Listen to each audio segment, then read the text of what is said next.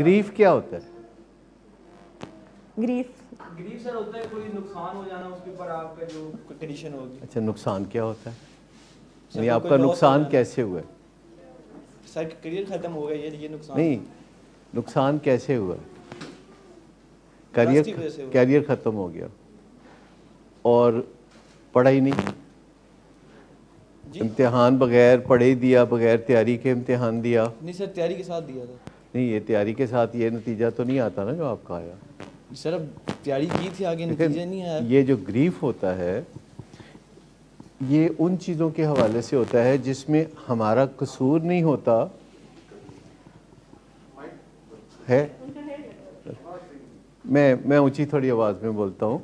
देखिए, सबसे पहले ये है कि जो एजुकेशन आपको यहाँ से मिलती है उस एजुकेशन को अपने अच्छे के लिए इस्तेमाल किया करें, अपने फ़ायदे के लिए इस्तेमाल किया करें। सबसे पहले मैं आपको बताऊं कि ग्रीफ वो होता है जैसे ज़लज़ला आ गया और मेरा कोई नुकसान हो गया, मेरा उसमें कोई हाथ नहीं था, या मुझे कोई किसी ने मेरा मोबाइल छीन लिया, मेरा कोई कसूर नहीं था, मैं तो समझ रहा था कि कोई नहीं छीनेगा और किसी ने आके छीन लिया।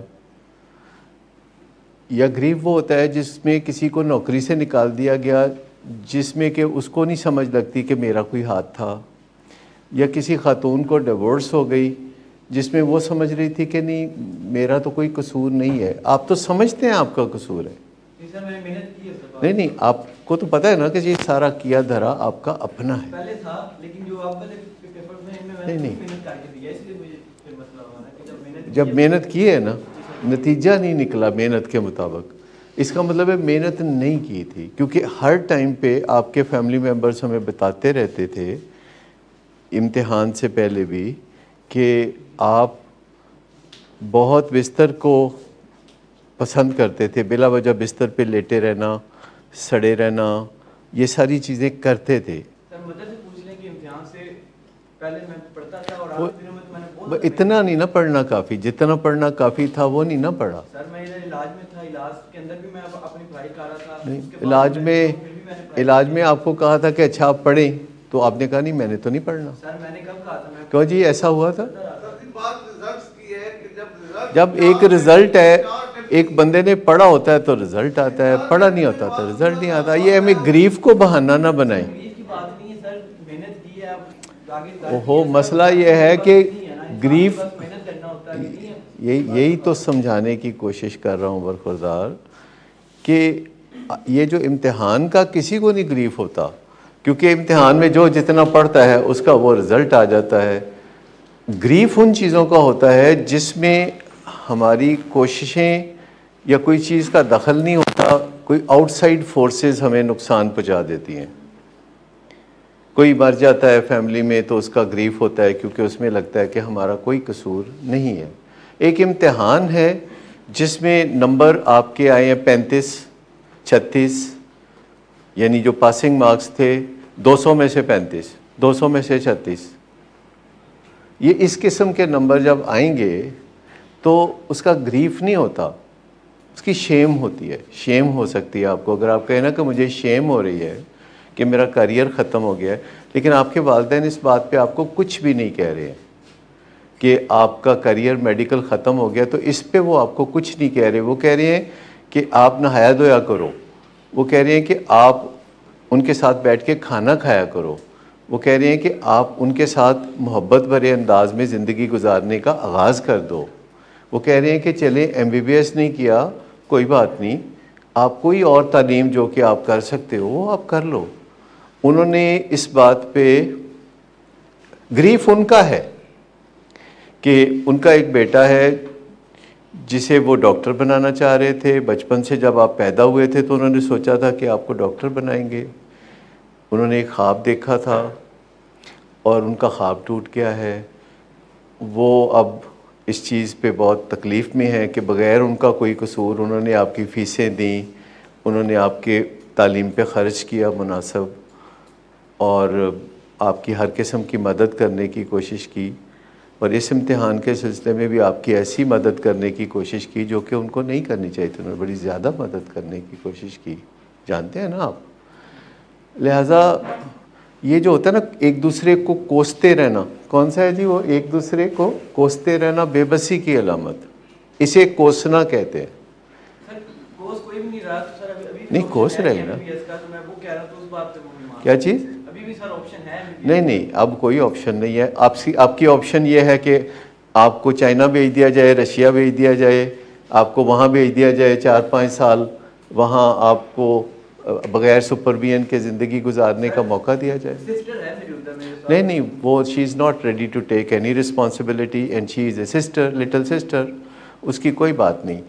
असल चीज़ यह है कि जो बच्चा माँ बाप की छत्र छाया के नीचे उनके सारे सहूलतों को एंजॉय करते हुए कोई इम्तिहान पास नहीं करता, पहला दूसरा तीसरा कोई भी नहीं पास करता, अब उसको एक और मुल्क में भेज दिया जाए कि जाओ जी जाके वहाँ आप पढ़ो, तो उसका मतलब है कि 5 साल पैसे फॉरेन एक्सचेंज बाहर मंगाया जाए और उसके बाद फिर वही दाग के 3 पात, वो प्राई सोसाइटी जिसमें ना हमारी वैल्यूज़ ना हमारा कल्चर, वही ड्रग्स वही अल्कोहल। तो पीछे ना पड़े मेडिकल एजुकेशन के।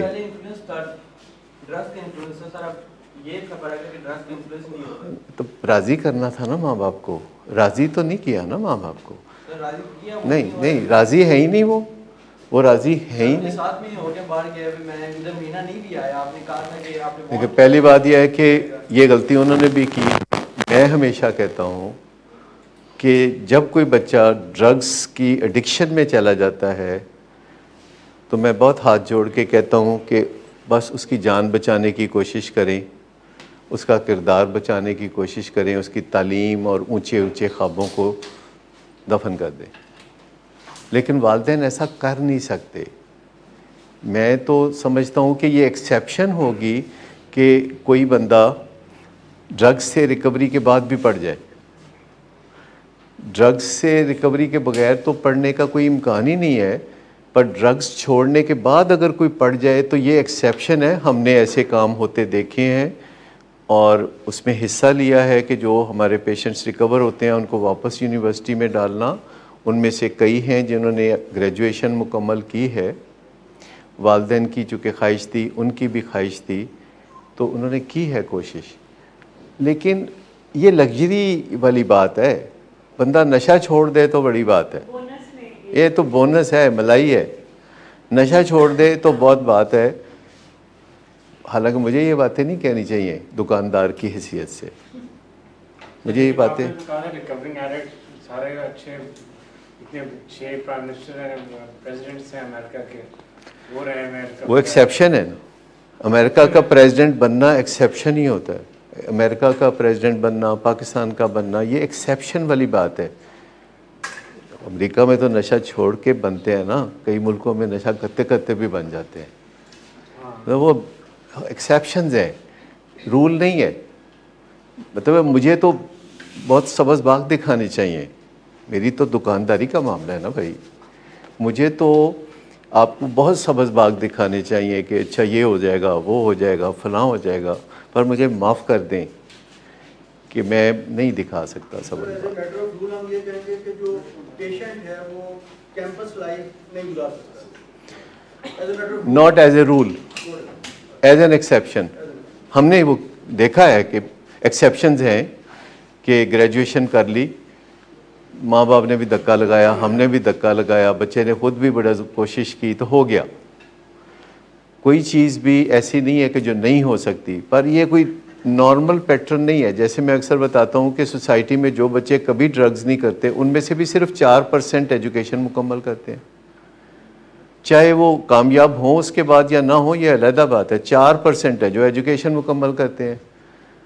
तो ये थोड़ा समझे ना इस बात को कि कितने % लोग हैं जो मुआशरे में एजुकेशन मुकम्मल करते हैं, और उनमें से कितने % हैं कि जो एजुकेशन मुकम्मल करते हैं और कामयाब भी हो जाते हैं, वो अचीवर हो जाते हैं।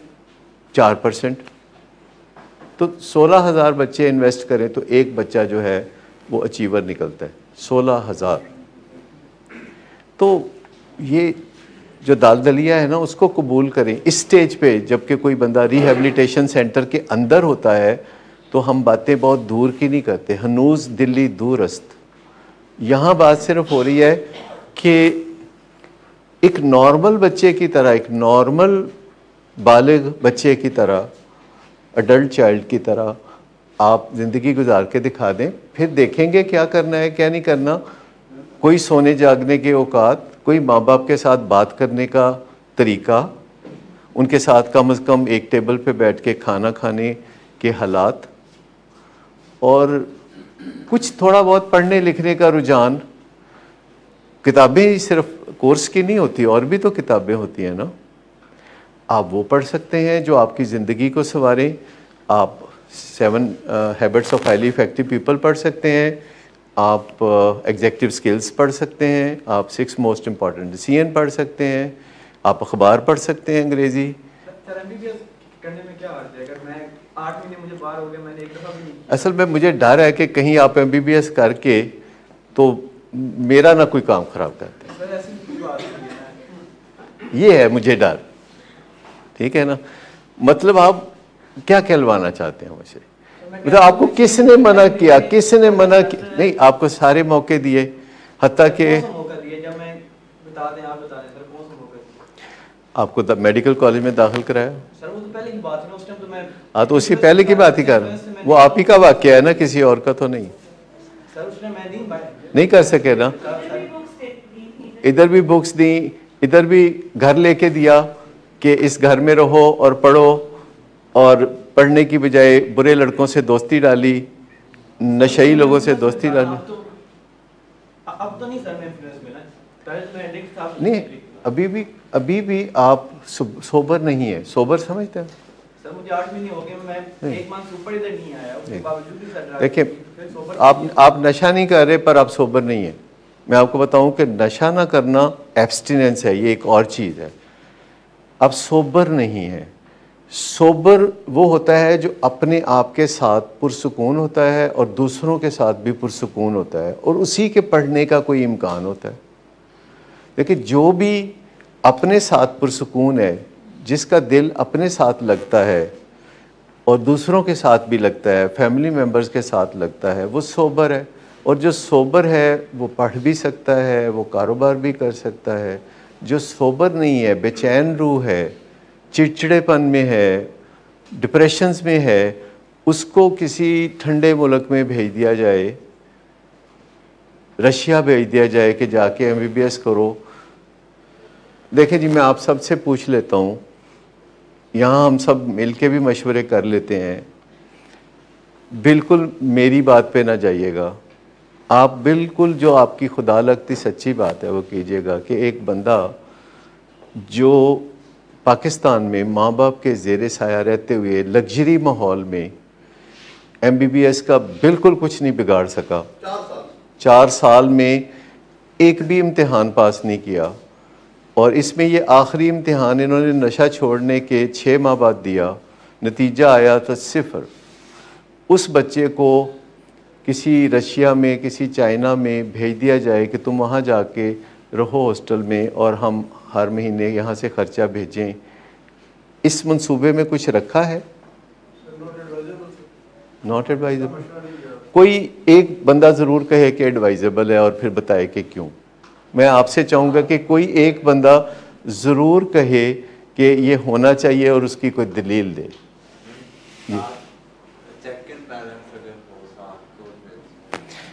मतलब केजीबी को बीच में डाल लें, CIA को डाल लें, ISI को डाल लें, क्या करें? मतलब अब्बा काम छोड़ के वहाँ चले जाएं, जिनकी वो यहाँ नहीं सुनता वहाँ सुनेगा। आपकी सुनता है जी, बिल्कुल आपकी नाक के नीचे सुनता है। मेरे दोस्त गए थे, उन्होंने सारी काउंसलिंग की थी, सिर्फ ये बात कि सिर्फ एमबीबीएस तो कुछ भी नहीं है, एमबीबीएस तो कुछ भी नहीं है, ये तो मैट्रिक ऑफ नाउअडेज। अच्छा, अगर 5 साल, फिर टाइमिंग बड़ी इंपॉर्टेंट है। You have wasted 4 years। इससे क्लास फिलअप 4th year में है, next year they are out of the college. ये 4 साल जो है, अगर 5 साल वहाँ एमबीबीएस करे, फिर 3-4 साल लोगों के, ऐसे बंदे को जानता हूँ 10 साल हो गए पीएमडीसी पास नहीं हुआ। पीएमडीसी पास करना पड़ता है ना जब आप चाइना या 10 साल, चलो इस प्लान को 10 साल लगा ले, और फिर उसके बाद 20 साल 15 साल स्पेशलाइजेशन करें, ये 52 years का हो जाएगा, अगर करता भी है तो। तो 52 ईयर में जिसने MBBS करी है, 60 साल में जिसने MBBS कर ली, इसने क्या अचीव कर लिया है? वो पंजाबी में कहते हैं कि जब दांत हो उस वक्त गन्ने ना हो, और जब दांत ना हो उस वक्त गन्ने मिल जाए, तो उन दोनों का कोई फायदा नहीं। दोनों बड़े अलमी हैं। इसको ये रियलिटी का एहसास होना चाहिए कि अब जो हकीकतें अल्टरनेटिव्स पे इसको बड़े ऑप्शन दिए हैं उन्होंने। देखिए, ये जो चक्कर आप चलाना चाहते हैं ना, कोई बात नहीं सर, ये बात गलत। मुझे बता दें कि कुछ तो कोई तो इम्तिहान पास होता। बताता हूं ना आपको सर, पहले इन्फ्लुएंस में था, नहीं पढ़ाई की, उसके बाद जब इधर से रिकवरी हुई है, मेरे पास पूरे 40 दिन थे। 40 दिन के अंदर पूरे साल की पढ़ाई नहीं हो सकती, जितनी मेरे से हो सकती थी मैंने अपनी फुल में। यार एक मिनट, मुझे बताएं कि जो लोग इन्फ्लुएंस में होते हैं वो इम्तिहान दे के पास नहीं कर लेते? बता दें, आप बता दें। नहीं, मेडिकल कॉलेज में और इधर उधर टाइम चाहिए होता है। नहीं, मैंने कहा था मुझे यहाँ से मसला यह है कि जो लोग नशा भी कर रहे होते हैं और इम्तिहान भी पास कर रहे होते हैं वो इन्फ्लुएंस में ही होते हैं ना। लेकिन जो एडिक्शन में होते हैं, इन्फ्लुएंस में होना और एडिक्शन में होना फ़र्क है। जो लोग नशा करते हैं लेकिन एडिक्ट नहीं होते, तो एडिक्शन है ना। तो जब एडिक्शन का मामला है तो सबसे पहले तो होना चाहिए कि आप एक बीबा बच्चा बने, यानी जिससे वालदैन कहें कोई गल नहीं बनया, MBBS नहीं किया, बीबा बच्चा है, साडा पुत्तर है, असी इहनूं कोई छड्ड देना है। ਜਿਹੜੇ पुत्र MBBS नहीं करते क्यों माँ प्यो छड़ देंगे ने उन्होंने। असल बात तो यह है कि आप पहले तालमेल तो बनाएं। मतलब यह है कि आप नाराज़गियाँ डालते हैं, आप गलतियाँ करते हैं और नाराज़गियाँ उनसे डालते हैं, गलतियाँ आप करते हैं और उस पर आप सरेंडर नहीं करते। सर फुल मैंने सरेंडर किया, कौन सी बात मैंने बता दे तो सर, एक हफ्ता पहले की बात है, संडे लास्ट संडे की बात। देखिए, बात बड़ी सिंपल है। यानी आप जानते हैं कि जब ये गए थे तो हमने कहा था कि फॉलोअप में आए। आपने भी तालीम को तरजीह दी, जबकि मैं तो नहीं दे रहा था तालीम को तरजीह। मैं तो कहा था कि इलाज को तरजीह दें, पर आपने तालीम को तरजीह दी। हमने कहा ठीक है, पर तालीम को तरजीह दी तो कुछ भी ना पाया। और उसके नतीजे में अब वो एक 5 साला मनसूबा बना रहे हैं मुल्क से बाहर जाने का, जिसके लिए वाहद मकसद और कुछ भी नहीं है पढ़ाई का। जिसको शौक़ होता है वो ये पिछला इम्तिहान पास करता है तो आगे चलता है मामला। जो बंदा पिछला इम्तिहान फेल करता है उसको पढ़ाई का कोई हक नहीं। 40 दिन के अंदर जितना मेरे से हो सकता था मैंने किया है। और सर बाहर वैसे भी सिस्टम और जरूरी नहीं कि मैंने आके 10 साल PMDC में देने हैं, 20 साल FCPS करना है। मैं चाहता हूँ कि सिर्फ एक दफ़ा भाईजान उसके बाद गल मुकदी मुका देने कि कोई रिकमेंड नहीं करता। आपके फादर, आपके मदर, उनके दोस्त, मेरा मशवरा, पूरे हॉल में बैठे हुए लोग, आपसे पढ़ाई का कोई मामला ज़ेरे बहस आ ही नहीं सकता। आप देखिएगा, उक्का क्लियर डिसीजन बता दीजिए कि आपने इनको पढ़ाने के लिए, MBBS करने के लिए रशिया भेजने? बिल्कुल भी नहीं, किसी कास्ट पर भी नहीं। नो, पक्की मौके गल ये होगा। जी, दूसरी बात, अब आगे बात करते हैं। अल्टरनेटिव अब आगे बात करते हैं। असल बात सिर्फ इतनी है कि पहले तालमेल अच्छा बनाएं। उन्होंने आपका उधार नहीं देना, आपको पैदा किया है, आपकी निगहदाश्त कर रहे हैं, आपकी परवरिश कर रहे हैं, लेकिन 4 साल तजर्बे की रोशनी में जिसमें धोखा ही धोखा, मतलब जो लोग हॉस्टल में जाते हैं माँ बाप के ख़र्चे पे धोखा ही देते हैं, तो माँ बाप फिर भी किसी ना किसी वजह से कहते हैं चल लगा रहे किसी काम ते शायद कभी बदल जाए, और कभी कभी कोई बदल भी जाता है। तो इस तरह ना करें। आप पढ़ाई की कोई आपसे डिमांड ही नहीं कर रहा।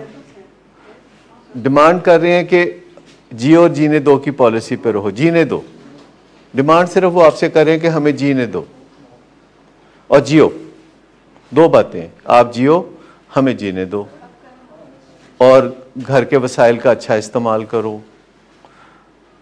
कभी मौका मिलेगा तो किसी किस्म की एजुकेशन में आप जा भी सकते हो। 6 महीने बाद, साल बाद हो सकता है मैं ही कहूँ कि जी इसको कहीं एजुकेशन में डालें। ये नहीं मैं कहूँगा कि रशिया में डालें, मैं कहूँगा कि अपने शहर में डालें, करीब अपनी नज़र के नीचे डालें। ये अनसुपरवाइज्ड है। बहन वहाँ पढ़ने गई है, उसको पढ़ने दें। आप उसका बर्डन ना बढ़ाएं कि वो अपनी पढ़ाई छोड़ के आपके पीछे वो भागे वहाँ। ऐसा नहीं होता बेटा।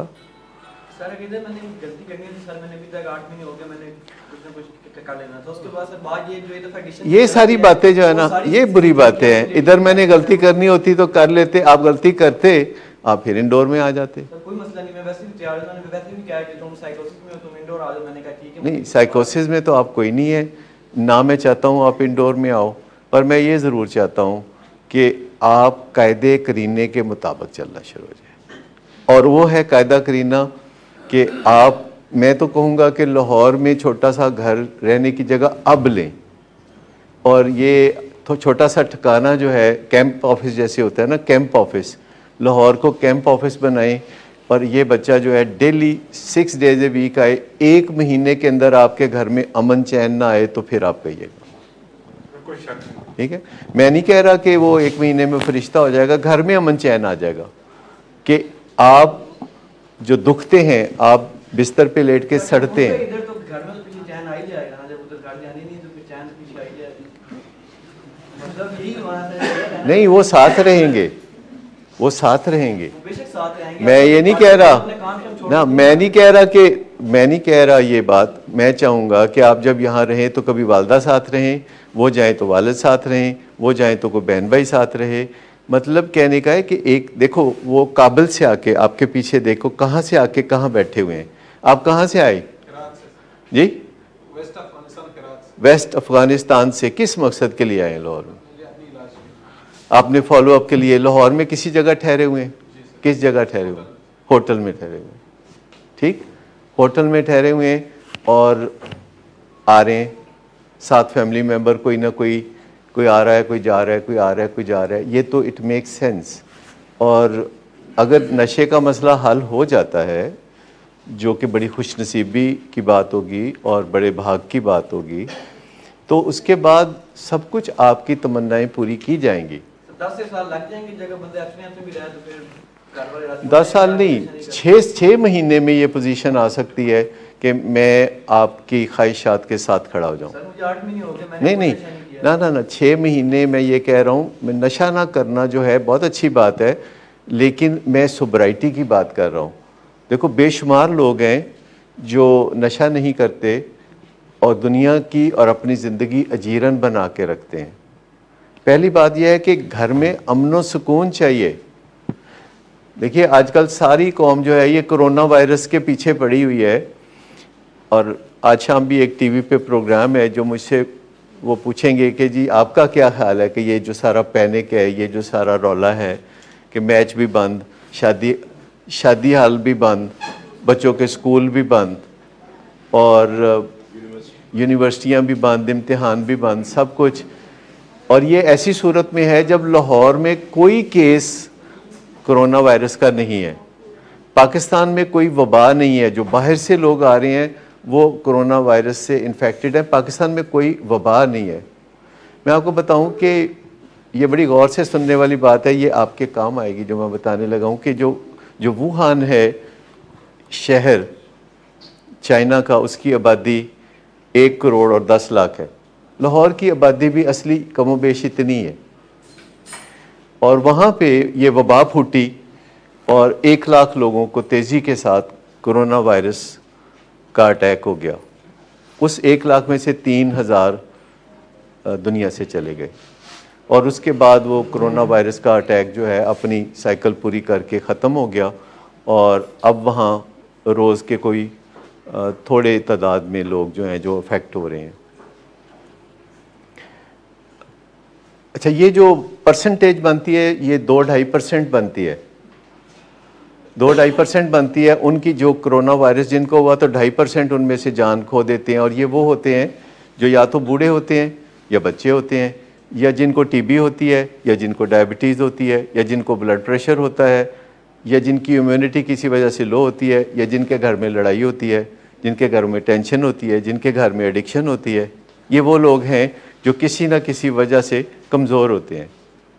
और अगर कोरोना का हम पे अटैक होना भी है, जो कि अभी को दूर दूर तक पता नहीं, और आप सोचिए कि 1 करोड़ 10 लाख की आबादी में से 1 लाख को हुआ, ये 1% नहीं बनता, ये 1% नहीं बनता। 1% को वुहान में तकरीबन 1% को वुहान में कोरोना वायरस का अटैक हुआ, और जिनको अटैक हुआ उनमें से 2.5% की जान गई। सर, आप ये बिल्कुल दुरुस्त बात कर रहे हैं, लेकिन इसका एक पहलू और भी है। वो ये है कि जिस तरह आप भी इस बात पे बात करते हैं, जो प्रिवेंशन है, प्रिवेंटिव मेजर्स हैं, they has to be there. जो इटली है, इटली का मोर और लेस इसी तरह का था कि लेट्स सी, और WHO ने जो रिकमेंड किया है उस रिकमेंडेशन को फॉलो होना चाहिए, ठीक है। जो उनके पैरामीटर्स हैं वो साइंटिफिकली प्रूवन है, और जो गाइडलाइंस उन्होंने दी हैं उन गाइडलाइन को फॉलो होना चाहिए। अगर यहाँ छुट्टी दी गई है या बंद किए गए हैं तो उसके मकसद को समझना चाहिए। उसका मकसद हरगिज़ नहीं है कि आप अपनी अलहदा से सोशल गैदरिंग शुरू कर दें, आप अपने अलहदा से एक्टिविटीज़ शुरू कर दें कि 15 दिन के लिए तो ना हमारा ऑफिस है, ना हमारा स्कूल है, ना हमारा यूनिवर्सिटी है, और we are free to move all around. इस तरह नहीं है। इसका जो सबसे बड़ा इम्पैक्ट है ये एयरबॉर्न नहीं है, ठीक है। ये जो इसकी सबसे बड़ी बात है कि एयरबॉर्न नहीं है। सो अगर आप एयरबॉर्न नहीं है तो फिजिकल कॉन्टेक्ट से, ड्रॉपलेट से ये होगी, ठीक है। और अब अपने आप को आपने उससे महफूज करना है, क्योंकि हो सकता है आप कैरियर हो सकता है मैं कैरियर हूँ, और हम दोनों इस पे ज़्यादा प्रोन है, क्योंकि हम वो लोग हैं जिनकी छुट्टी नहीं होगी। सारी दुनिया बैठ जाएगी लेकिन हम रहेंगे, हमारा इनके साथ कांटेक्ट भी होगा। सो जो प्रिकॉशंस हैं उसको हम जो है ना अंडरमाइन नहीं करते। अच्छा, मैं प्रिकॉशंस की बात ही नहीं कर रहा, मैं कुछ और बात करना चाह रहा हूँ। मैं ये कह रहा हूँ कि 1% को कोरोना वायरस, 2.5% उनमें से जान से गए। अच्छा, अब अगर इसका मुकाबला हम अपनी बाकी ज़िंदगी से करें तो हमारे यहाँ हम कितने हेल्थ कॉन्शियस हैं। अदरवाइज़ जब हम हस्पताल से स्टेंट डलवा के निकलते हैं और डॉक्टर कहता है कि आपने ये लाइफस्टाइल अपनाना है, तो 7% हैं जो कि उस हदायत को फॉलो करते हैं। हम इतने हेल्थ कॉन्शियस हैं, डॉक्टर क्लियर कह रहा है कि आपको जो स्टेंट डाला है इससे आपको न्यू लीज मिल रही है लाइफ की, तो लाइफस्टाइल चेंज करके अपने आप को बचाने की कोशिश कर लो। और 7% लोग हैं जो कि डॉक्टर की हदायत पे अमल करके लाइफस्टाइल चेंज करते हैं। जब डायबिटीज़ का मरीज़ डॉक्टर के पास आता है और नुस्खा लेके जाता है और डॉक्टर उसको कहता है कि मिठाई नहीं खाना, तो 7% भी ऐसे नहीं है जो इस हदायत पे अमल करते हों।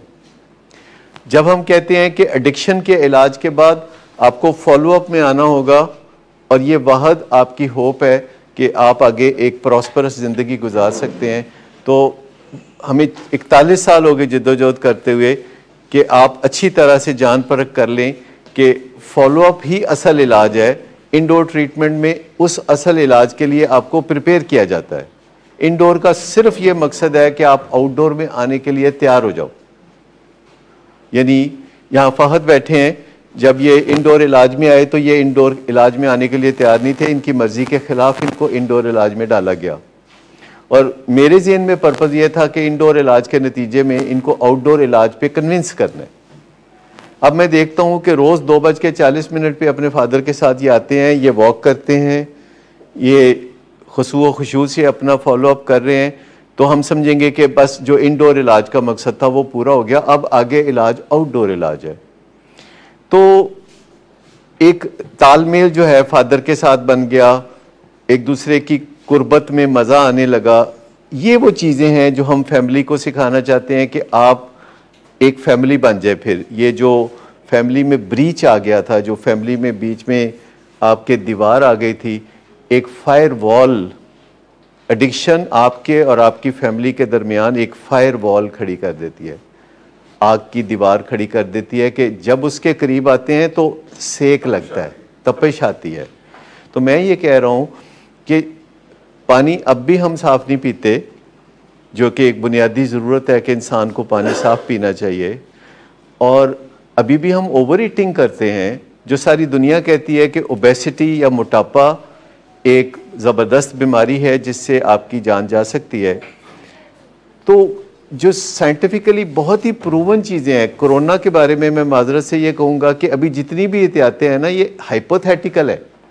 मैंने इस पे बड़ी डिटेल स्टडी की है कि अभी बहुत ज़्यादा इसमें महज ख्यालात हैं, कोई इसके अंदर कोई बहुत ज़्यादा साइंटिफिक एविडेंस नहीं है कि ये इसमें कितना कंटेजियसनेस है, कितना ये दूसरे को लग सकती है और किस कदर ख़तरात हैं, वबा हो तो कितने ख़तरात हैं, वबा वहाँ मौजूद ही ना हो तो कितने ख़तरात हैं। और अगर हम अपनी ज़िंदगी को होल्ड पे ले जाते हैं तो टेंशन होती है। अभी आजकल लोग क्या कर रहे हैं, हाथ आगे करते हैं मिलाने के लिए, फिर पीछे कर लेते हैं और बहुत सारी ऐसी हरकतें करते हैं, मुंह पे मास्क जो है वो चढ़ाना, जबकि वबा है ही कोई नहीं। तो ये जो पैनिक है ये ऐसे ही है। एक दफ़ा शायद आपको याद हो, बहुत पहले दुनिया में ये अफवाह फैल गई कि स्काई लैब है जिसने गिरना है, ज़मीन से एक सियारा फ़ज़ा में छोड़ा हुआ था और उसने वापस ज़मीन पे गिरना है। और हर कोई दुनिया में पैनिक में आ गया कि हम कहाँ छुपे कि हमारे ऊपर ना आ गिरे। आखिर में वो फिर जाके ऑस्ट्रेलिया में किसी वीरान जगह पे वो गिरा, ऑस्ट्रेलिया पे किसी वीरान जगह पे जाके तो वो गिरा। जिन चीज़ों के बारे में महज फियर होता है ना, हम बड़े मोटिवेटेड होते हैं। जिन चीज़ों के बारे में साइंटिफिक एविडेंस और खुशखबरी होती है, उन चीज़ों के बारे में हम मोटिवेटेड नहीं होते। साइंटिफिक एविडेंस है कि जो बंदा फॉलो अप में रहेगा, चाहे वो डायबिटीज़ का हो, चाहे दिल के मर्ज़ का हो, उसके लिए खुशखबरी है कि वो सेहतयाब ज़िंदगी गुजारेगा। लेकिन ये एक फ़ियर है कि कोरोना सारी दुनिया में फैल जाएगा और इस फियर की वजह से कितनी फालतू एड्रेनलिन खारिज हो रही है लोगों की। अगर आप सोचें जो एड्रेनलिन है, आप माशाल्लाह बहुत स्कॉलर्स हैं, आपको पता है कि फियर से एड्रेनलिन खारिज होती है और वो एड्रेनलिन जो है वो हमारी जो कुव्वत मुदाफ़ियत है उसको कम करती है, हमें मफलूज करके रख देती है। लोग बिस्तरों पे पड़ गए हैं। कॉर्टिज़ोन जो है वो इतने ज़्यादा रिलीज़ हो रहे हैं। इसके बाद कारोबारों को फ़र्क पड़ रहा है, एयरलाइनें बंद हो रही हैं। मुझे बताइए कि ये जो शादी हाल बंद किए हैं तो इससे कितने लोगों का रोज़गार वो बचता है। तो बहुत सारी चीज़ें ऐसी हैं कि जो एक हाइपोथेसिस के ज़रिए लोगों को इन्फ्यूज़ की जा रही हैं। इससे बहुत कम कोशिश करके आप सब यकीनी तौर पर कोरोना वायरस से बच सकते हैं। मिसाल के तौर पर अगर आप सिगरेट पीते हैं और आप सिगरेट पीना छोड़ देते हैं तो मैं लिख देता हूँ अब आपको कोई ख़तरा नहीं है, यानी इससे इतना फ़र्क पड़ेगा। यानी आपका मुकाबला उन 97.5 लोगों से है जिन्होंने कोरोना वायरस से नहीं मरना और आपने उनके अंदर शामिल होना है। आपने 2.5 लोगों में शामिल नहीं होना अगर वबा आ जाए। पहली बात तो यह है कि 100 में से एक बंदे को अगर यहाँ बड़ी ज़बरदस्त वुहान जैसी खुदा ना खास्ता वबा आ जाए तो 100 में से एक बंदे को कोरोना वायरस होगा। तो आपने वो एक बंदा नहीं बनना।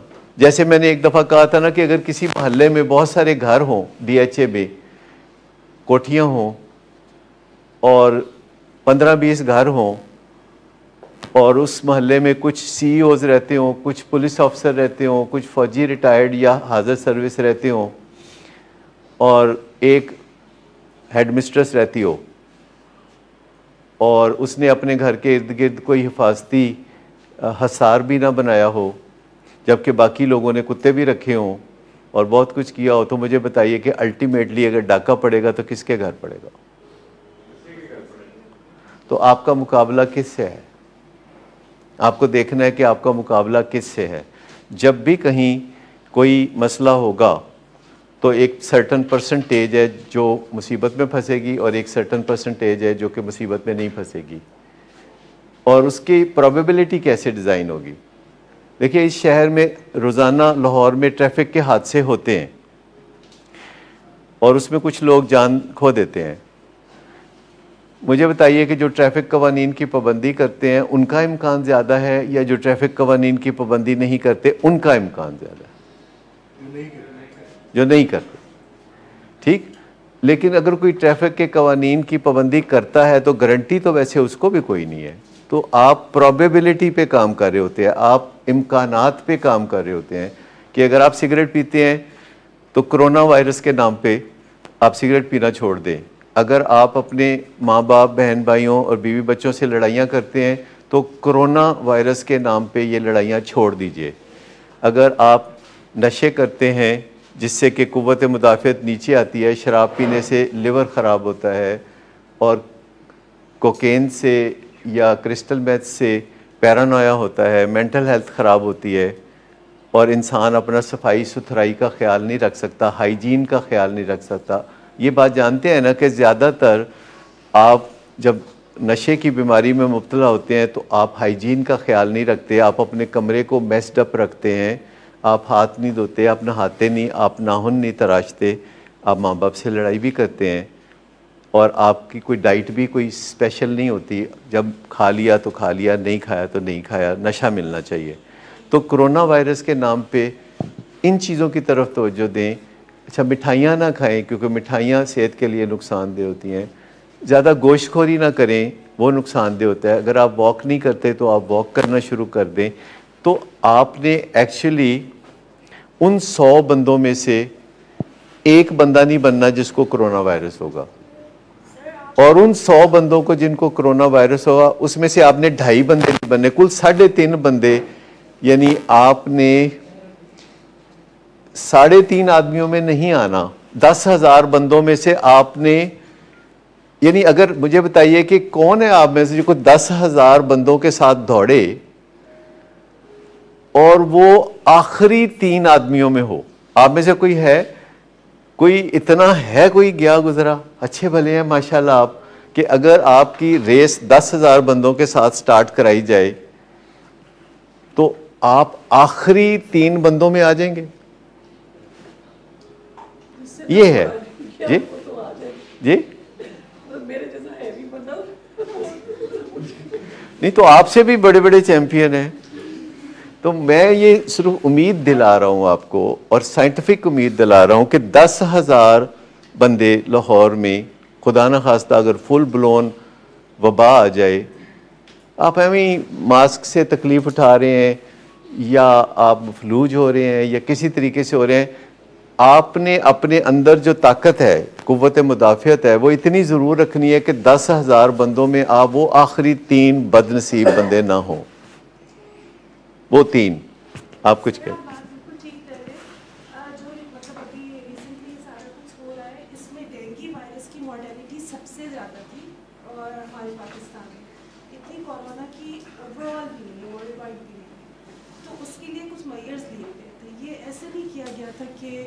मतलब प्रिवेंशन के नाम पे ना वेग से वो नहीं सेट होते, मेजर्स लिए थे, फुल क्लोथिंग थी, वाटर डिपॉजिट्स को वो करना था। तो इस तरह की उसका तो मच्छर था ना, सोर्स उसका मच्छर था, तो हमारे आइडेंटिफाइड ऑब्जेक्ट था। इसका तो एक तो इंसान है, इसका कैरियर, दूसरा ये जो वायरस है ये बहुत चालाक है, ये कनिंग एंड बैफलिंग है, क्योंकि ये अपनी शक्ल बदलता रहता है। ये बहरूपिया है, ये अपनी शक्ल बदलता रहता है। इसके खिलाफ हम इस वजह से अभी तक कोई वैक्सीन भी नहीं बना सके, क्योंकि ये रूप बदल लेता है। जी जी, ये रूप बदलता है। लेकिन आप देखिए कि ये जो चाइना में ख़त्म हुआ है, सब बहुत क्रेडिट दे रहे हैं कि ये चाइना ने कुछ कारनामा किया है तो ख़त्म हुआ है। चाइना ने वो रिचुअल्स किए हैं जो सभी इस मौके पे कर रहे हैं, लेकिन ख़त्म होने की वजह ये नहीं है। ख़त्म होने की वजह यह है कि वो वायरस अपनी साइकिल मुकम्मल कर चुका था, वो अपनी साइकिल मुकम्मल करके वहाँ से फारिग हो गया। और हैरत अंगेज़ तौर पर ऑस्ट्रेलिया, जहाँ के मौसम भी ठंडा नहीं था, तो ये ऑस्ट्रेलिया में भी हो गया, क्योंकि लोग ट्रैवल करके चाइना से ऑस्ट्रेलिया गए थे। तो मेन चीज़ ये है कि जो ट्रैवलर है वो ये इसको आगे पहुँचाता है, ट्रैवलर इसको आगे पहुँचाता है। और उस हद तक ठीक है कि ट्रैवलिंग पे पाबंदियाँ जो हो गई वो ठीक है, वो बात समझ में आती है। लेकिन मुझे बताइए कि आप एक ओपन स्टेडियम में मैच करा रहे हैं और इम्कान है कि कोई बंदा जो बुखार और फ्लू में मुब्तला हो या कमज़ोर हो या बाबा हो या बच्चा हो वो स्टेडियम में नहीं जाएगा। उन्होंने कहा नहीं स्टेडियम में मैच भी बंद करो। मतलब ये जो एक परसेप्शन है ये हौसला शिकनी पैदा करता है इंसानों में। मेरा अपना ख्याल ये है कि हमें अपनी ज़िंदगी पे तवज्जो देनी चाहिए। कोरोना वायरस से एहतियातों की बजाय अपनी ज़िंदगी को हिफ़्ज़ाने सेहत के असूलों के मुताबिक बना लेना चाहिए। अपने हसार को मजबूत बना लेना चाहिए। अपने अंदर स्ट्रेस है तो उस पर काम करना चाहिए। अगर हमारे अंदर कोई और हेल्थ हैज़र्ड है या डिसऑर्डर है तो उसको ऑर्डर में लाना चाहिए। लेकिन ये जो चीज़ है ना, पैनिक में आके डर के बैठ जाना, और घरों में बच्चे जो हैं जो स्कूल जाते थे थोड़ी खेल कूद कर लेते थे वो अब घरों में हो गए। घरों में हो गए तो बच्चे क्या कहेंगे कि हम घर बैठेंगे, वो कहेंगे कि हमें मैकडॉनल्ड खिला के लाओ। वो बच्चे कहेंगे कि हमें वो प्ले लैंड के अंदर लेके जाओ। और ये सारा सिलसिला जो है पाकिस्तान में वबा है ही नहीं। पाकिस्तान में और लाहौर में तो अभी तक कोई केस भी डिस्कवर नहीं हुआ। अगर खुदा न खास्ता हो भी तो इसका मतलब ये नहीं कि वो वबा है। और मेरा अपना ख्याल ये है कि हर मुल्क के बाशिंदों की एक अपनी इम्यूनिटी भी होती है, एक अपना रेजिस्टेंस लेवल भी होता है। चाइना का सामने आ गया है कि उनका रेजिस्टेंस लेवल क्या है, इटली वालों का सामने आ गया है कि उनका रेजिस्टेंस लेवल काफ़ी कम है, वहाँ ज़्यादा अमवात हो रही है रेशो के एतबार से। हमारे यहाँ लोग बिल्कुल, ईरान है उनका और सिस्टम सामने आ रहा है। और पाकिस्तान में ज़रा लोग रेजिलिएंट हैं क्योंकि ये काफ़ी ज़्यादा इन्फेक्शंस को फेस करते रहते हैं और ये बहुत सारी इन्फेक्शन से मरते रहते हैं। अगर बच जाएं तो ये तगड़े हैं, अगर ये तगड़े नहीं थे तो ये मर गए होते। 4-5-6 बंदे हैं जो कि बाहर से ही आए थे। लेकिन मैं आपको सिर्फ ये बता रहा हूँ कि अपनी लाइफ को उन चीज़ों की तरफ ज़्यादा तवज्जो रखें जो विजिबल हैं, जो तयशुदा हैं। अगर डायबिटीज़ है तो फिर उसकी लापरवाही बिल्कुल काबिल माफ़ी नहीं है। अगर दिल की बीमारी है या ब्लड प्रेशर है या टीबी है, उसके इलाज पे तवज्जो देना है। अगर एडिक्शन है तो उसके इलाज पे तवज्जो देना है। बाइपोलर डिसऑर्डर है तो उसके इलाज पे तवज्जो देना है। वॉक एक्सरसाइज ज़रूर करनी है, खुराक अपनी ठीक रखनी है, लड़ना नहीं है। और उसके बाद आपने 10,000 बंदों में से कोई आखिरी 3 बंदे साबित नहीं होना। कोई चैलेंज करना चाहता है इस बात को करें। मैं सुनना चाहता हूँ कि आपने 10,000 बंदों में से लाहौर के अंदर वो कमज़ोर 3 बंदों की कैटेगरी में नहीं आना। ठीक जी, लड़ाई का क्या मतलब है? लड़ाई जनाब फरमा रहे हैं ना कि लड़ाई नहीं करनी। किससे लड़ाई? अभी आप फरमा रहे हैं कि लड़ाई नहीं करनी। मैंने कोई फैमिली मेम्बर से लड़ाई नहीं करनी। टेंशन होती है ना उससे। जब आप फैमिली मेम्बर से लड़ते हैं तो घर में वो जो एक टेंशन का समा फ़ज़ा में आ जाती है, टेंशन और एड्रेनलिन आना शुरू हो जाती है। तो देखिए जब लड़ाई होगी तो माँ कहेगी कि अभी मैं नाराज़ हूँ, मैं खाना नहीं पकाती, या बीवी कहेगी मैं खाना नहीं पकाती, और बाप जो है वो भी मुंह बना के तो फिर ना शुरू कर देगा। ये जो सारी टेंशनें लड़ाई से ही होती है ना। घर में अगर माहौल मोहब्बत वाला, किससे? कोरोना से नहीं, हर बीमारी से अमल दखल है। देखिए अगर आप घर में आते हैं और अपने फैमिली मेम्बर्स को गले लगाते हैं तो इससे इम्यूनिटी ऊपर आती है। आपको पता है कि कुव्वत मुदाफ़ियत इससे ऊपर आती है। जब आप अपने बच्चे को सीने से लगाते हैं तो आपकी कुव्वत मुदाफ़ियत भी ऊपर आती है और बच्चे की वो ऊपर आती है। जब हम किसी से हाथ मिलाते हैं या मुस्कुराते हैं तब भी ऐसा ही होता है। जी सर, मेरी एक मतलब मैं जो समझता हूँ कि ये पब्लिक अवेयरनेस देनी चाहिए कि किसी भी बंदे को जिसको जुकाम, बुखार या खांसी है उसको अवॉइड करना चाहिए दूसरे लोगों से मिलने से या गैदरिंग में जाने से। ये जनरल प्रिंसिपल हो गया। और इसके लिए मेरी आपको प्रपोजल ये है कि आप भी अपनी जो आपका यहाँ होता है प्रोग्राम उसमें ये रिटर्न दे दें कि जिस आपको खांसी जुकाम बुखार है उसको अटैक वो पहले नहीं आते जिससे बाकी लोग बच सकें। मैं बताऊँ वो पहले ही नहीं आते। मैं आपको बताऊँ कि इस सेशन में आने के लिए सुपर फिटनेस ज़रूरी है। ये हैरत अंगेज़ है, आप जितनी मर्जी रिकॉर्डिंग्स उठा के देख लें उसमें खांसी की आवाज़ नहीं आती। ठीक, किसी को गुस्सा बहुत आता हो, उसका क्या करना है? गुस्सा कम करना चाहिए, उस पर काम करना चाहिए, अपने गुस्से पे वर्क करना चाहिए, गुस्से को लफ्ज़ों में बयान करना चाहिए।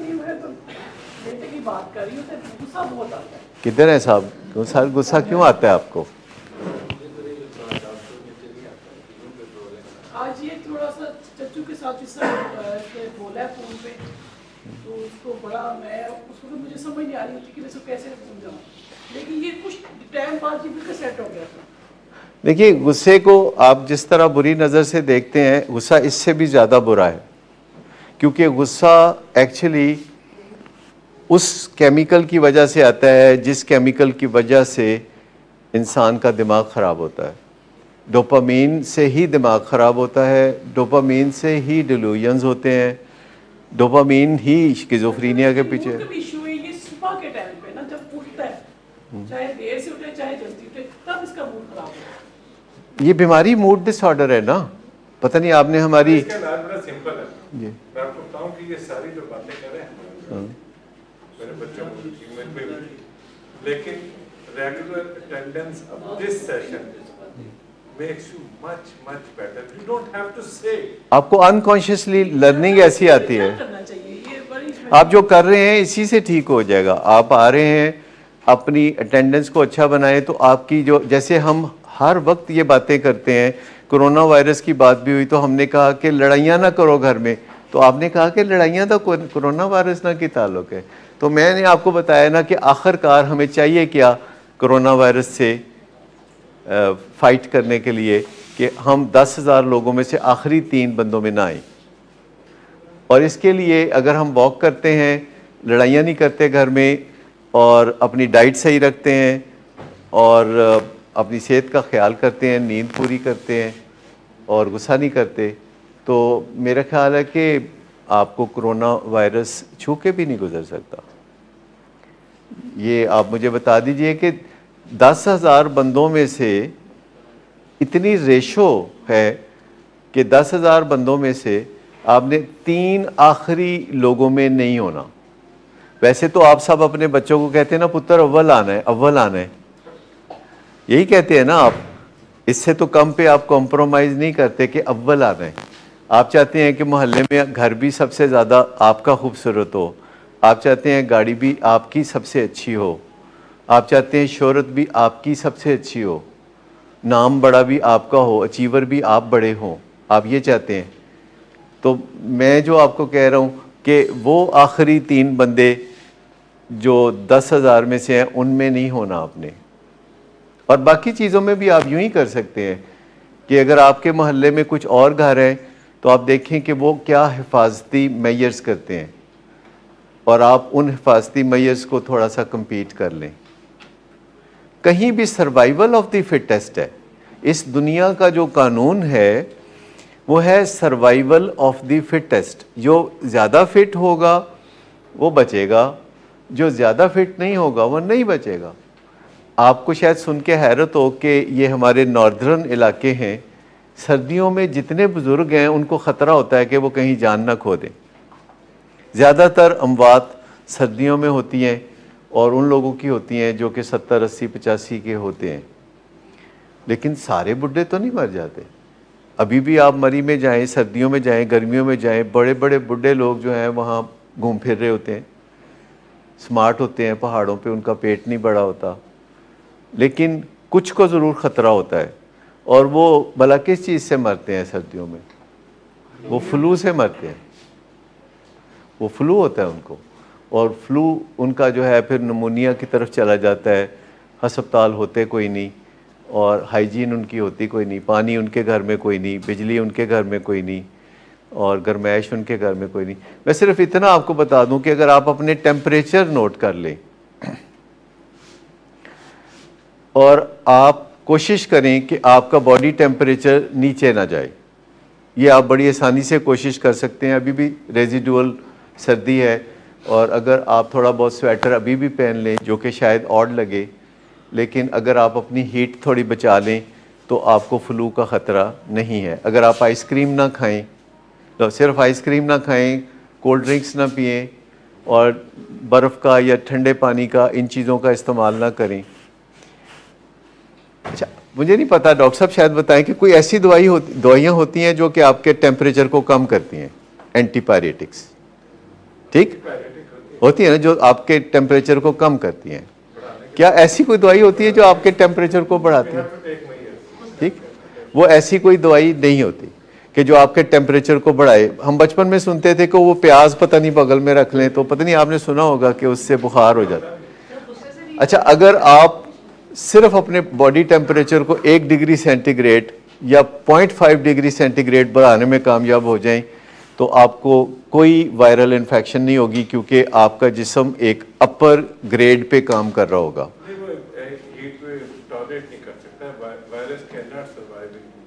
जी, वो कर ही नहीं सकता। तो मतलब है, अगर आप साइंटिफिकली सोचें तो ऐसा कोई रियल ख़तरा आपको तो नहीं है। ये मैं लिख देता हूँ, आप बड़ी चीज़ है, मैं आपको बताऊँ, ये कोई मामूली बात नहीं है। जिन हालात में आप सरवाइव करते हैं, जिन हालात में आप सरवाइव करते हैं, कोरोना वायरस इतना भी बेवकूफ़ नहीं हो सकता कि वो आपकी तरफ सफ़र करे, क्योंकि आप लड़ने वाले लोग हैं। जो भी यहाँ आते हैं वो फाइटर हैं, और वो फाइट भी अपने लिए नहीं, अपने प्यारों के लिए कर रहे हैं। ये और भी बड़ी बात होती है। अपने लिए तो लोग फाइट करते ही हैं, अपने प्यारों के लिए जो फाइट करने वाले हैं या जो किसी के लिए फाइट करने वाले हैं, उनकी कुव्वत मुदाफ़ियत होती है ठीक ठाक।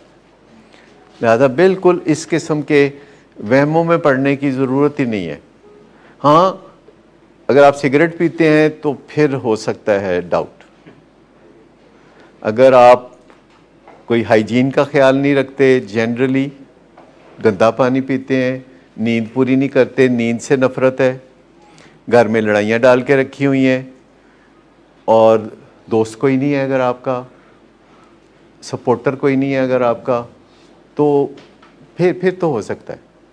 लेकिन मुझे लगता है कि आप जिस किस्म की चीज़ है उसमें मुझे नहीं लगता कि आप में से किसी को कोई इस किस्म का ख़तरा है, तो खामखा अपनी सरगर्मियों को महदूद किसी सूरत भी ना करें।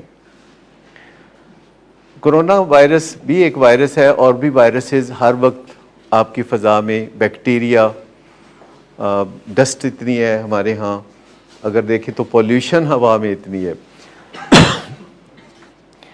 उन चीज़ों को थोड़ा देख लें जी।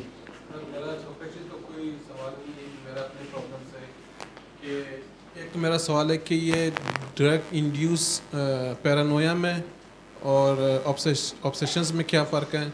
और जैसा कि मुझे रिकवरी में अभी 4 महीने हो गए टोटल एब्स्टिनेंस रिकवरी में, तो पिछले 10 दिनों से मुझे कुछ ऑब्सेसिव थॉट्स आ रही हैं। मुझे ये ख्याल था कि ये शायद साइकोसिस के ग्लिम्पसेस होंगे, मगर यहाँ प्रोफेशनल्स ने बताया कि ये ऑब्सेसिव थॉट्स हैं जो आ रहे हैं, जो वही शक व शुबात जो साइकोसिस के दौरान आ रहे थे वही हैं।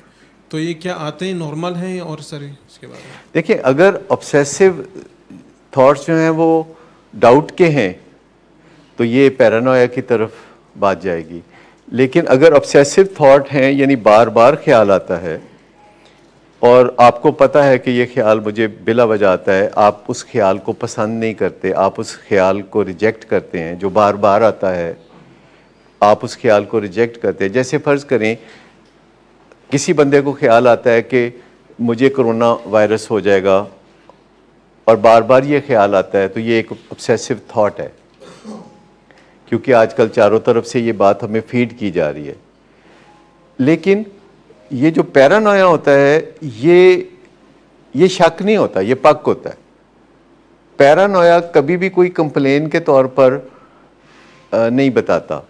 जो ऑब्सेसिव थॉट है लोग कंप्लेन के तौर पर बताते हैं। जैसे आपने कल कंप्लेन के तौर पर जब बताया कि आपको ऑब्सेसिव थॉट्स हैं, तो आपको एक मेडिसिन स्टार्ट कराई गई कि आप ये ऑब्सेशन के लिए, OCD के लिए, चूँकि पीछे भी रुझानात ऐसे थे, तो वो एक स्टार्ट कराई गई क्लोम्फ्रेनिल आपको। पैरानोया जो है ये शक नहीं होता। जिस बंदे को पैरानोया होता है उसके लिए ये पक होता है, वो इसके बारे में तरद्दुद नहीं रखता कि ये क्यों हो रहा है। वो दूसरों को ब्लेम करना शुरू कर देता है, वो दूसरों को कहता है कि तुम मेरे ख़िलाफ़ ये कर रहे हो या कुछ कर रहे हो। तो जो ऑब्सेसिव थॉट्स हैं इनके लिए काउंसलिंग होती है, साइकोथेरेपी होती है। जो पैरानोया होता है उसके लिए मेडिसिन होती है। याद रखिए, इसी बहाने देखे सबको पता चल गया कि जब पैरानोया होता है तो समझाने बुझाने का काम नहीं है। पैरानोया अगर है तो आप कन्विंस नहीं करते, पैरानोया में आप मेडिसिन देते हैं स्ट्रेट, और वो है डोपामिन ब्लॉकर। कोई डोपामिन ब्लॉकर देंगे तो आप समझ लें कि उससे पैरानोया जो कि एक साइकोसिस है वो ठीक होगा। जब वो ठीक हो जाएगा तो फिर काउंसलिंग हो सकती है। दूसरे लोग, फैमिली मेम्बर बता सकते हैं कि आप ये कहते थे, हम पे ये इल्ज़ाम लगाते थे जो कि बिल्कुल दुरुस्त नहीं था, और वो इसलिए था कि आपका केमिकल बैलेंस ख़राब था जिसके लिए आपको ये दवाई दी गई और इस दवाई को छोड़ना नहीं है। तो ये एक इंटरवेंशन डाटा किस्म की चीज़ है जो बाद में पेश की जाती है। जिन लोगों को कोकेन या क्रिस्टल मेथ का मामला होता है या चरस से भी पैरानोया होता है, शराब से भी होता है। पैरानोया एक ऐसा सिम्टम है जो ज़्यादातर ड्रग्स से कॉमन है, चाय से भी होता है पैरानोया। यानी अगर ब्रेन को स्टिमुलेट करेंगे पैरानोया होगा, ब्रेन को डिप्रेस करेंगे पैरानोया होगा। पैरानोया बहुत करीब में पड़ता है क्योंकि इंसान को वैसे भी तो शक पड़ता है ना, ये उसकी एक नेचुरल एबिलिटी है, और जब वो ड्रग्स करता है तो ये नेचुरल एबिलिटी शक करने की जो है ये बीमारी में बदल जाती है। जैसे हमें वैसे भी तो हमारे जिस्म में हरारत होती है, लेकिन जब बुखार होता है तो हरारत बढ़ के 100, 101, 102 हो जाती है। हमें वैसे भी तो ब्लड प्रेशर होता है, लेकिन जब ब्लड प्रेशर की बीमारी होती है तो वो 140, 180, 200, 250 हो जाता है। तो जो सिम्टम्स होते हैं ये उन्हीं चीज़ों की ज़्यादती या कमी की वजह से हम उन्हें सिम्टम्स करार देते हैं। तो ये आपका जो बुनियादी सवाल था। एक चीज़ जो आपको फ़ायदा दे सकती है वो फैमिली के सामने सरेंडर है जो दे सकता है। आपका जो मसला है वो वहाँ से ख़राब होना शुरू होता है जो ही आप अपनी लगामें अपने हाथ में लेना कोशिश करते हैं। नशे की बीमारी में आसान तरीन रास्ता ये है कि फैमिली पर भरोसा कर लिया जाए। यानी फैमिली के ऊपर भरोसा करना निस्बतन आसान है। पराए लोगों पे भरोसा करने की बजाय फैमिली पे भरोसा कर लिया जाए, और बचपन से ही बच्चों को ये तरबियत देनी चाहिए कि जब भी कभी आपको भरोसा करने की ज़रूरत हो तो अपने फैमिली मेम्बर्स पे कर लीजिएगा। यानी ये घरों में एक कल्चर परवान चढ़ाना चाहिए कि जब भी भरोसा करने की ज़रूरत हो तो जो फैमिली मेम्बर है उन पे कर लीजिए। जी, फैमिली ने कभी ये लगता है आपको कि कभी उन्होंने वो आपका ट्रस्ट ब्रेक किया हो तो तब उसके बाद ट्रस्ट करना दोबारा ट्रस्ट बहुत मुश्किल हो जाता है। देखिए, याद रखिए कि फैमिली में ट्रस्ट जब ब्रेक होता है तो उसके बड़े ही दूररस नताइज होते हैं, क्योंकि हम अपने माँ बाप के बारे में ये सोच रहे होते हैं कि वो हमारे खुदा हैं। 4 साल की उम्र में हमें लग रहा होता है कि जब भी हमें कोई तकलीफ़ होगी तो हमारे माँ बाप उस तकलीफ़ को दूर करेंगे, और माँ बाप कहते भी हैं कि हम तकलीफ़ को दूर करेंगे। लेकिन जब ब्रोकन फैमिलीज़ हो जाती हैं, जब वालिद या वालदा ट्रस्ट ब्रेक करते हैं, तो ये एक बहुत बड़ा झटका होता है। ये बच्चा 10 साल का, 15 साल का, 18 साल का, 20 साल का, 30 साल का सह नहीं सकता, क्योंकि जिसे खुदा का रूप दिया हुआ था उससे तवक्को नहीं होती कि वो भरोसे को तोड़ेगा या वो ट्रस्ट को तोड़ेगा। लिहाजा अगर माँ बाप से कभी ऐसा हो जाए कि वो औलाद का ट्रस्ट ब्रेक कर दें, धोखा दे दें, या माँ बाप किसी न किसी तरीके से ये धचका पहुँचा दें, तो माँ बाप को बच्चों की जगह होकर सोचना चाहिए और उनसे बातचीत करनी चाहिए और उनसे दरगुज़र की अपील करनी चाहिए। यानी माँ बाप, देखिए माँ बाप को भी दरगुज़र चाहिए। माँ बाप का अपने बच्चों से माफ़ी मांगना कोई बुरी बात नहीं है।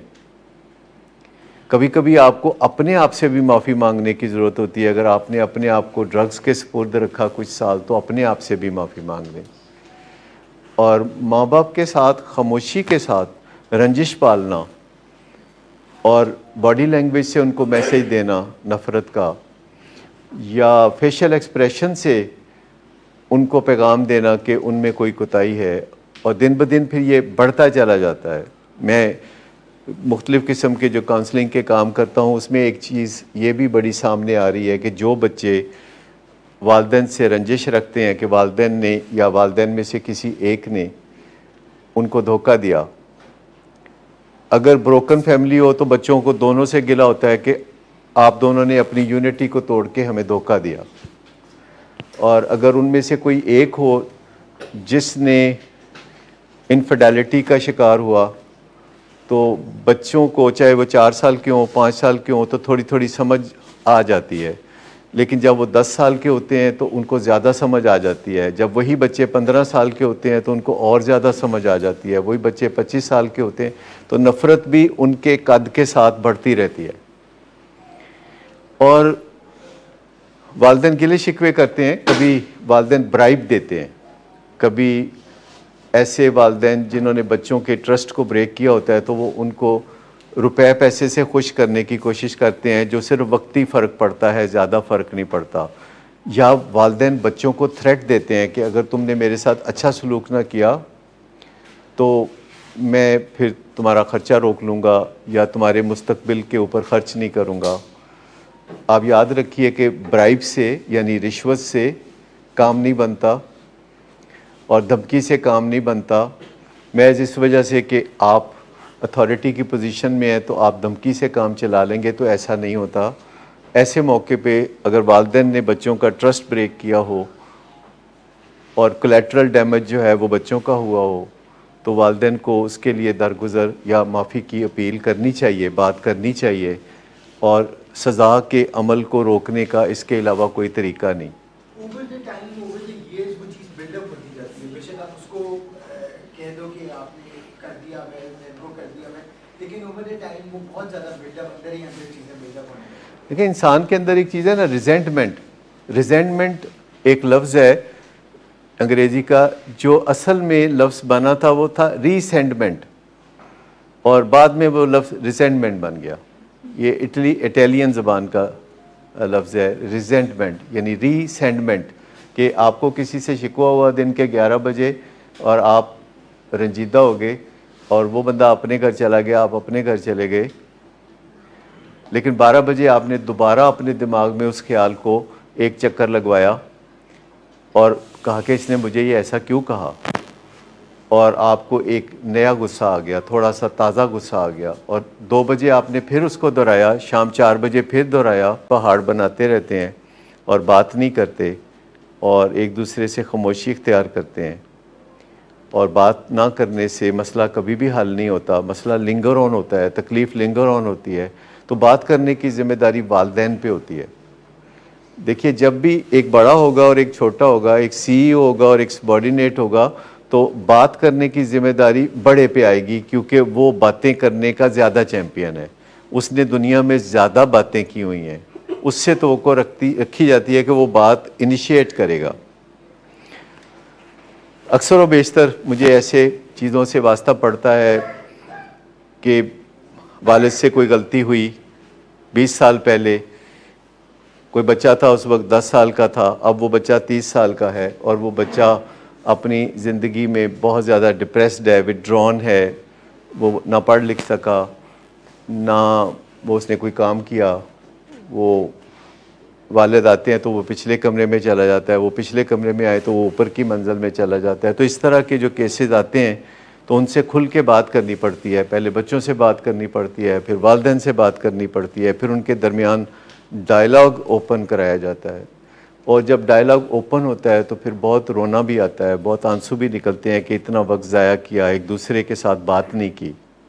क्योंकि जब तक बात नहीं करेंगे तब तक ब्रोकन फैमिली जो है ब्रोकन ही रहेगी। चाहे आप उसे एल्फी लगाएं, चाहे जितना भी जोड़ जोड़ के रखें, ब्रोकन फैमिली का सलूशन ये है कि आपको बात करनी पड़ेगी और जो गलती की थी उसका इफ्स एंड बट्स के बगैर इजहार करना पड़ेगा, इफ्स एंड बट्स के बगैर। अगर आपके पास दौलत है और आप कहते हैं मैं दौलत से कंपनसेट कर देता हूँ और फॉरगिवनेस सीख नहीं करता, माफ़ी नहीं मांगता, तो मैं आपको बताऊँ कि दौलत बहुत सारी चीज़ें ख़रीद सकती है, दौलत दिल नहीं ख़रीद सकती। दौलत से तो आप दिल पे दस्तक भी नहीं दे सकते, क्योंकि दस्तक से दिल खुलते हैं, तो दौलत आपको दस्तक देने से भी रोकती है। तो आप धमकी से भी नहीं किसी को मना सकते। मैंने बाज़ को देखा खामद अपनी बीवियों को धमकी से मना रहे होते हैं, उनको कहते हैं कि मूड ठीक करो फ़ौरन। वो कहती है कि नहीं हो रहा ठीक मेरा, कहते हैं मैं बाहर जा रहा हूँ 5 मिनट के लिए, वापस आऊँ तो तुम्हारा मूड ठीक होना चाहिए। कभी ऐसा किया आप में से किसी ने? जी बड़ी हुक्म चलाते हैं कि भाई जल्दी मूड ठीक करो फ़ौरन। नहीं, धमकियों से नहीं कुछ होता, लजाजत से, मोहब्बत से, प्यार से बात करते हैं। अभी आप जो कह रहे थे कि बच्चों से माफ़ी मांगने का, मिस शुमाइला ने बताया था कि आप सॉरी नहीं बच्चों को कहते, आप ये कहते हैं मेरे से गलती होगी, क्योंकि ये एक ये वाली चीज़। ऊपर से अभी आप कह रहे थे कि हम धमकी, यानी कि धमकी दे देते हैं, लेकिन धमकी के अलावा कई दफ़ा मुझे लगता है पेरेंट्स तंज भी करते हैं, क्रिटिकल भी हो जाते हैं, बड़े डर। हाँ, तो बल्कि पेशगोइयाँ भी करते हैं कि तुम्हारा बेड़ा गर्क ही होने आगे चल, ये करेगा या बाद में ये तुम्हारा कख नहीं बनना, जब तक हम जिंदा हैं तब तक तुम्हारी मौजें हैं, उसके बाद तुम सरवाइव नहीं कर सकते। मैं आपको बताऊं कि ये चीज़ें वर्क नहीं करती। वो जो है कि सॉरी कोई चीज़ नहीं होती, असल बात यह है कि आप बताते हैं कि मुझसे गलती हुई थी और वो गलती ये थी और वो गलती ये थी। आप महज नहीं कहते कि मुझसे गलती हुई, आप कहते हैं कि मुझसे गलती हुई, वो उसकी नौयत ये थी। ठीक,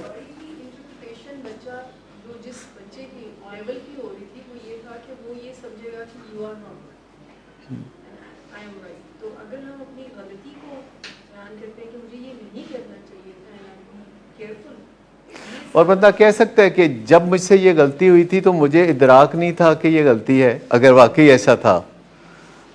क्योंकि जब बच्चे हमारे छोटे होते हैं, 5-7 साल के होते हैं, और हम बतौर वालिद के कोई गलती कर बैठते हैं, जो गलती आम तौर पर होती है वो ये होती है कि वालिद के कोई माली हालात अच्छे हो गए और हम मुसलमानों के ज़रा माली हालात अच्छे हो जाएं तो हमें होता है कि एक आध शादी और कर लें, और फिर हम ऐसा कर बैठते हैं और उससे वक्ती तौर पर कुछ नहीं होता, क्योंकि ये काम हम चोरी से करते हैं और किसी को पता नहीं होता। लेकिन चोरी एक दिन पकड़ी जाती है, और जब चोरी पकड़ी जाती है तो आप कहते हैं कि जी मैं अफोर्ड कर सकता था तो मैंने एक और शादी कर ली, या मैं मुसलमान हूँ मुझे 4 शादियाँ करने का हक़ है, और इस तरह की बातें करके वो अपने आप को जस्टिफाई कर रहा होता है। लेकिन शादी जो होती है ये चोरी से मुख्तलिफ चीज़ का नाम है। शादी और चोरी में कोई रिश्ता नहीं है। नॉर्मली लोग शादी करते हैं तो वो पहले सबको बताते हैं। मुझसे भी कई लोग मशवरा करते हैं, जो दौलतमंद हो जाते हैं तो हर किस्म के मशवरे मुझसे करते हैं, और मुझसे मशवरा करने के लिए बस इतना काफ़ी है कि वो मुझे कहें कि जी मुझे आपका मशवरा चाहिए। तो मुझसे भी लोग मशवरा करते हैं कि मैं एक और शादी करना चाहता हूँ, तो मुझे बताइए कि मैं क्या करूँ। तो मैं उनको कहता हूँ कि अगर आप एक और शादी करना चाहते हैं तो जाके सबसे पहले अपनी ज़ौजा मोहतरमा को बता दीजिए कि आप एक और शादी करना चाहते हैं, आप मस्ती आई हुई है आपको। कहते नहीं हो तो बड़ी खप आ जाएगी। मैं कहा खप आएगी थोड़ी देर फिर खप काट हो जाएगी। कहते नहीं उन्हें काट नहीं करनी खप। मैं कहा अगर वो खप डाली जाए तो आप फिर का अच्छा फिर नहीं करता, ताकि वो ज़रा ठंडी हो जाए। फिर अगले दिन फिर आप कहें नहीं मैं तो करनी है। तो बच्चों को भी कहो कि मैंने ये काम करना है, और अगर आप उस क्राइसिस को जो आपके इस ऐलान से पैदा होता है, अगर आप उस क्राइसिस को कामयाबी से मैनेज कर लेते हैं तो आप क्वालिफाई करते हैं कि आप कर लें फिर एक और शादी। अगर वो जो क्राइसिस आपके ऐलान से पैदा होता है उस क्राइसिस को आप अच्छी तरह मैनेज कर लेते हैं तो उसके बाद आप शादी कर लें, क्योंकि फिर वो क्राइसिस को मैनेज करने में आपकी बीवी कहेगी मेरे नाम मकान लगा दो, मुझे इतना सोना दे दो, बच्चों के लिए ये सरमाया अलग रख दो, बेटियों की शादी के लिए ये कर दो, अच्छा फिर तुम्हें करना है तो कर लो। तो कहीं ना कहीं ये चोरी के ज़ुमरे में नहीं आएगा, और जो चोरी की शादी में बाद में पता लगने पे जो मसाइल होते हैं वो नहीं होंगे। अगरचे थोड़ी थोड़ी रंजिश होगी, आपको मज़ा नहीं आएगा ज़िंदगी का और आप पछताने लगेंगे कि मैं एक ही कर बैठा हूँ। जी मैं उसी तरफ आ रहा हूँ। पेशेंट जो है वो अपनी गलतियों का जिम्मेदार या मुर्दे इल्जाम वालिदैन को या अपने लव्ड को ठहराता है, ठीक है सर। तो उस सूरत में क्या पेशेंट ये एक्सपेक्ट कर सकता है कि पेरेंट्स उससे गलती की माफ़ी मांगेंगे, जिनको वो समझा बैठा है कि शायद ये गलतियाँ जो मैंने आदत भी अपनाई इस चीज़ की, उसके पीछे बैकग्राउंड में। देखिए, जो गलती करेगा उसे माफ़ी मांगनी चाहिए, फॉरगिवनेस सीख करनी चाहिए, लेकिन जो बंदा नशा करता है उसके लिए कोई बहाना नशा करने के लिए काफ़ी नहीं है। लेकिन मैं दोनों चीज़ों का फ़र्क बता रहा हूँ कि जब कोई चोरी से शादी करता है तो वो शादी नहीं करता, वो चोरी करता है। जब वो कोई चोरी करता है तो मुझे बताइए उसे आप क्या कहते हैं? चोर। और जब कोई चोर होता है तो उसके साथ क्या सलूक किया जाता है?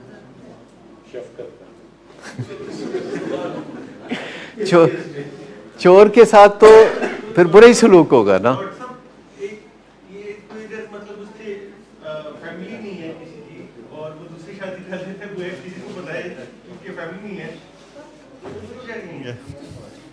फैमिली नहीं है, किसी की फैमिली है ही। देखिए, शादी का ताल्लुक जो है वो और किसी चीज से नहीं है, बताने से है। शादी का मतलब ही ये है कि बता दो, यानी इसका तो मतलब नहीं दुनिया में फर्ज करें शादी में करीबी रिश्तेदार हैं सिर्फ, ठीक है, उनको तो मतलब बंदा गवाह बना लेता है या देखो अलल अलान, चूंकि ह्यूमन बीइंग में और जानवरों में फ़र्क होता है, तो शादी का मतलब सिर्फ होता है कि आप दूसरों को बता दें। अगर आप सारे शहर को बता देते हैं, 250 बंदा इकट्ठा करके आप ले जाते हैं और आप बता देते हैं, इसको शादी कहते हैं। बाकी मौलवी साहब दुआएं करते रहते हैं वैसे भी नहीं। उन्होंने बाकायदा ऐलान किया है कि शादी की तकरीबात पे पाबंदी है, निकाह पे पाबंदी नहीं है। ये तो उन्होंने बताया कि नहीं है। लेकिन मैं आपको बताऊं जी, हाँ, निकाह आप वो कहते हैं जी 2 4 5 6 बंदे इकट्ठे करके निकाह करना है, जिन्होंने बड़ी काली शादी आई है तो वो कर ले। लेकिन अब आपको समझ में ये बात बिल्कुल अच्छी तरह आ गई होगी कि जब हम बतौर घर के सरबराह के या वालिद के गलती करते हैं तो हमारे बच्चे अंदर से टूट फूट का शिकार होते हैं। इसका मतलब ये नहीं कि उन्हें नशा करने का हक मिल जाता है या उन्हें तालीम हासिल ना करने का कोई हक मिल जाता है या उन्हें कोई आवारगी का हक मिल जाता है, क्योंकि किसी की गलती से हमें गलती करने का हक तो नहीं मिलता। लेकिन साइंस ये कहती है कि अगर हमसे गलती हुई है तो उस गलती को माफ़ी के लिए पेश कर दें। उस गलती के लिए हम अपने आप को माफ़ी मांगने के लिए तैयार कर लें, और अगर हम ऐसा कर लेते हैं तो हमें किसी धमकी की ज़रूरत नहीं, किसी लालच की ज़रूरत नहीं, किसी रिश्वत की ज़रूरत नहीं, क्योंकि हम ये सारे हरबे करते रहते हैं। हम जस्टिफिकेशन भी ना दें कि मैंने ऐसा क्यों किया, क्योंकि ऐसा जो किया होता है ये हार्मोन्स की वजह से किया होता है लोगों ने, और उसका कोई लॉजिकल रीज़न कोई भी नहीं होता। और ज़्यादातर लोग ज़िंदगी में गलतियाँ करते हैं, और गलतियाँ करके उनको मान लेना, उस पर नादिम होना, ये हमारे लिए बहुत सारे दरवाज़े खोलने वाली बात है। इसमें कोई शर्मिंदगी वाली बात नहीं है कि मैं अपने बेटे से या अपनी बेटी से खुल के माफ़ी मांग रहा हूँ, इसमें कोई ऐसी बात नहीं है। अगर आप अपने दिल को ठंडा करना चाहते हैं और अपने साथ सुकून के ज़रिए रहना चाहते हैं और अपने बच्चों के साथ सुकून के ज़रिए रहना चाहते हैं, तो फैमिली के सामने दिल खोल देने में कोई ख़तरा नहीं है। जैसे बच्चों को मैं कह रहा हूँ कि माँ बाप के सामने और फैमिली के सामने सरेंडर करने में कोई ख़तरा नहीं है, क्योंकि इन्होंने आपको सीने से ही लगाना है। इन्होंने आपकी गलतियों को सुधारने के लिए नरम तरीके इस्तेमाल करने हैं, इन्होंने गर्म तरीके इस्तेमाल नहीं करने। वो ज़माना गया जब माएँ कहती थी कि तुम्हारे मुंह पे कोयला रख दूंगी। वो पता नहीं अब माएँ कहती हैं कि नहीं, ये इस तरह की बड़ी किस्म की धमकियाँ पहले माएँ दिया करती थी कि ज़ुबान पे कोयला रख दूंगी। नहीं, अब तो माएँ नहीं ऐसा कहती। लेकिन अपनी गलती मानना बड़ी करेज की बात है। अपने दिल में अपनी गलती मानना भी बड़ी फहमो फरासत की बात है। लेकिन मैं आपको बता रहा हूँ कि मज़े की ज़िंदगी तो ऐसे ही गुजारी जा सकती है, पुरलुत्फ़ ज़िंदगी तो ऐसे ही गुजारी जा सकती है कि अगर आप तन्हा हो तो आप मज़े में हो, अगर आपके अहले खाना आपके कोई साथ बैठे हों तो आप और भी मज़े में हो। जैसे कि आप देखते हैं जब दोस्तों के साथ आप बैठते हैं तो आप बड़े मज़े में होते हैं। ये होता है ना कुन्ना पार्टी पे, कितना मज़े में होते हैं सब दोस्त। ऐसा ही माहौल घर में भी होना चाहिए कि जो आप घर के दरवाजे के करीब पहुँचे आपके अंदर एक मज़े की लहर उठने लगे, और जब आप अपने कामकाज से फारिग हों तो आपका दिल चाहे कि सबसे पहले मैंने अपने घर जाना है।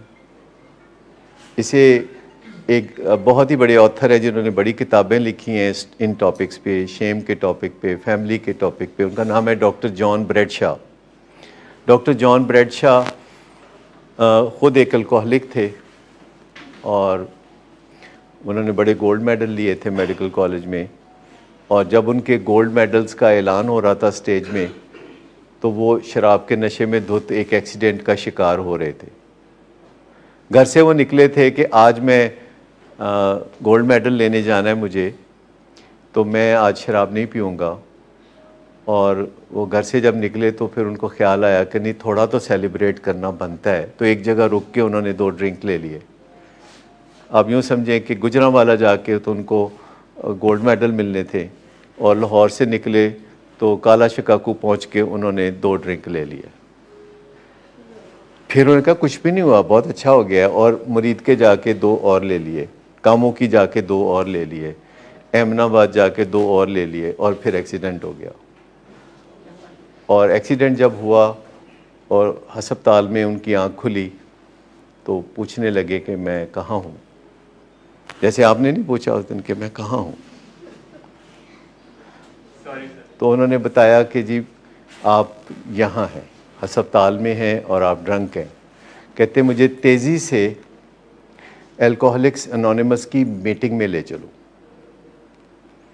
क्योंकि वो रिलक्टेंट थे अल्कोहलिक्स एनोनिमस की मीटिंग में जाने से, और एक्सीडेंट ने उनको कहा कि नहीं तुम्हें जाना ही पड़ेगा। उन्होंने कहा नहीं, अभी तो देखो तुम्हारा ये प्लस्तर चढ़ा हुआ है, टांग हवा में है, बाजू इधर है।